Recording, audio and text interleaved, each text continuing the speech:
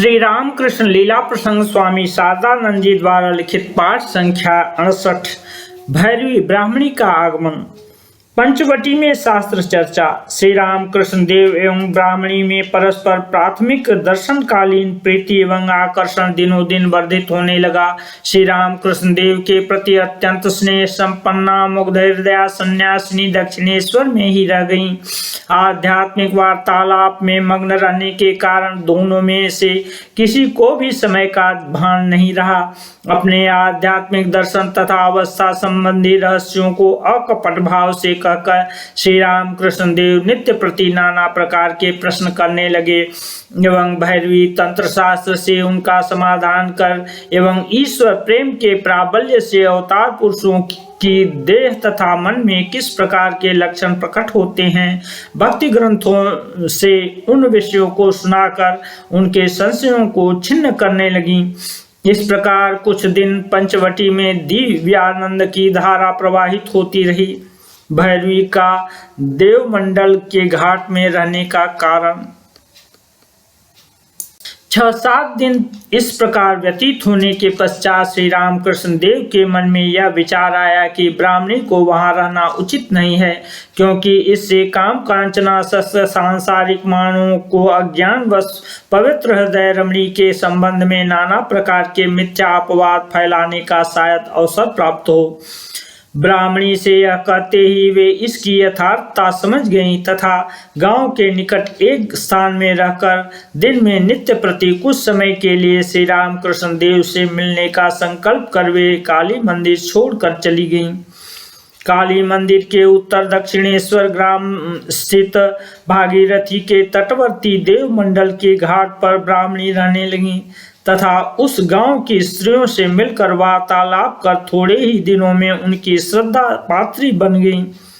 इसलिए वहां रहते समय भिक्षा के संबंध में उन्हें कोई असुविधा न रही एवं श्री रामकृष्ण देव के पवित्र दर्शन से लोक निंदा के भय से उन्हें एक दिन के लिए भी वंचित नहीं होना पड़ा। वे प्रतिदिन कुछ देर के लिए काली मंदिर में जाकर श्री रामकृष्ण देव के साथ वार्तालाप में समय बिताने तथा गांव की रमणियों से नाना प्रकार की भोजन सामग्री संग्रह कर कभी कभी उनको भोजन कराने लगी। श्री रामकृष्ण देव अवतार हैं। भैरवी के हृदय में यह धारणा कैसे उत्पन्न हुई?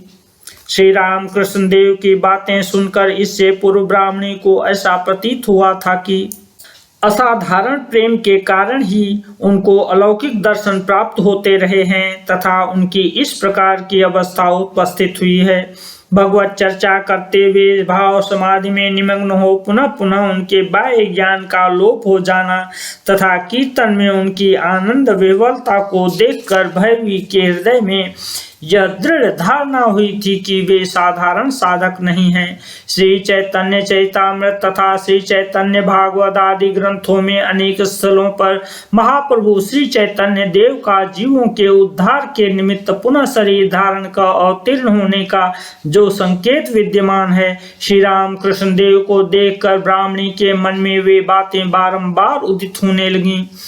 इस विदुषी ब्राह्मणी को इन ग्रंथों में महाप्रभु श्री चैतन्य देव एवं श्री नित्यानंद के बारे में जो बातें लिपिबद्ध देखने को मिली थीं, उनके साथ उन्हें श्री रामकृष्ण देव के आचार व्यवहार तथा अलौकिक दर्शनादि का सादृश्य दिखाई दिया। श्री चैतन्य देव के समान भावावेश में स्पर्श कर दूसरे के मन में धर्म भाव जागृत करने की शक्ति उन्हें श्री रामकृष्ण देव में दिखाई दी तथा ईश्वर विरह विधुर श्री चैतन्य देव के शरीर में गात्रदाह होने पर शक चंदन आदि जिन वस्तुओं से वह गात्रदाह प्रशमित होने की प्रसिद्धि है, श्री रामकृष्ण देव के गात्रदाह प्रशमनार्थ उन वस्तुओं के प्रयोग से भी उन्हें तदनुरूप फल प्राप्त हुआ। इसलिए उनके मन में तब से यह दृढ़ धारणा हुई कि श्री चैतन्य देव तथा श्री नित्यानंद ये दोनों जीवोद्धार के निमित्त श्री रामकृष्ण देव के शरीर तथा मन को आश्रय कर पुनः पृथ्वी पर अवतीर्ण हुए हैं। शिवड़ गांव जाते समय श्री रामकृष्ण देव ने अपने शरीर में से किशोर वयस्क 2 बालकों को जिस प्रकार बाहर आविर्भूत होते हुए देखा, उसका उल्लेख कर हम अन्यत्र कर चुके हैं। श्री राम कृष्णदेव के श्रीमुख से इस दर्शन की बात सुनकर श्री राम कृष्णदेव के संबंध में अपने निश्चय के प्रति दृढ़ विश्वास स्थापन कर ब्राह्मणी बोली, इस समय नित्यानंद के आवरण में श्री चैतन्य देव का आविर्भाव हुआ है। विरक्त ब्राह्मणी को संसार के किसी व्यक्ति से कुछ आकांक्षा नहीं थी। अपने हृदय में जो सत्य प्रतीत होता था उसको व्यक्त करने पर लोक निंदा होगी अथवा उनको उपहासास्पद बनना पड़ेगा, इसकी भी उन्हें कोई चिंता नहीं थी। इसलिए श्री राम कृष्णदेव संबंधी अपने निश्चय को सबके सम्मुख व्यक्त करने में वे किंचित मात्र भी संकुचित नहीं हुई। सुना जाता है कि उसी समय एक दिन श्री राम कृष्णदेव पंचवटी के नीचे मथुर बाबू के साथ बैठे हुए थे। हृदय भी वहां था। वार्तालाप के प्रसंग में श्री राम कृष्णदेव अपने बारे में ब्राह्मणी के निश्चय को मथुर बाबू से कहने लगे। उन्होंने कहा, वह कहती है कि अवतारों में जो लक्षण होते हैं वे इस शरीर तथा मन में विद्यमान हैं। उसने बहुत शास्त्रों का अध्ययन किया है और उसके पास अनेक ग्रंथ भी हैं। यह सुनकर मथुर बाबू हंसते हुए बोले, बाबा वे भले ही कुछ कहें, अवतार तो 10 से अधिक नहीं हैं, अतः उनका कहना कैसे सत्य हो सकता है। किंतु इनमें संदेह नहीं कि आप पर माँ काली की असीम कृपा है। मथुर बाबू के समक्ष भैरवी का श्री राम कृष्णदेव को अवतार कहना। जब वे इस प्रकार वार्तालाप कर रहे थे, एक सन्यासिनी उनकी ओर आती हुई दिखाई दी। मथुर बाबू ने श्री राम कृष्णदेव से पूछा, क्या ये वे ही हैं? श्री राम कृष्णदेव ने कहा, हाँ। उन लोगों ने देखा कि कहीं से एक थाली मिष्टान्न संग्रह कर श्री वृंदावन में नंदरानी यशोदा जिस प्रकार गोपाल को भोजन कराने के लिए सप्रेम अग्रसर होती थीं, ठीक उसी प्रकार तन्मयता के साथ अन्य मनस्क हो वे उन लोगों की ओर चली आ रही हैं। उनके समीप पहुंचकर मथुर बाबू की ओर दृष्टि पड़ते ही उन्होंने यत्नपूर्वक अपने भाव को रोक लिया तथा श्री राम कृष्णदेव को भोजन कराने के निमित्त हृदय के हाथ में मिष्टान्न की थाली दे दी तथा तब मथुर बाबू को दिखाते हुए श्री राम कृष्णदेव ने उनसे कहा, देखो तो माँ, तुम जो मेरे बारे में कहा करती हो, आज मैं इनसे उन बातों को कह रहा था, पर ये तो कहते हैं कि अवतार 10 ही हैं। मथुर बाबू ने सन्यासिनी को अभिवादन किया और इस बात को स्वीकार किया कि उन्होंने अवतार के बारे में सचमुच यह बात कही थी। ब्राह्मणी ने उनको आशीर्वाद प्रदान कर कहा, क्यों भला?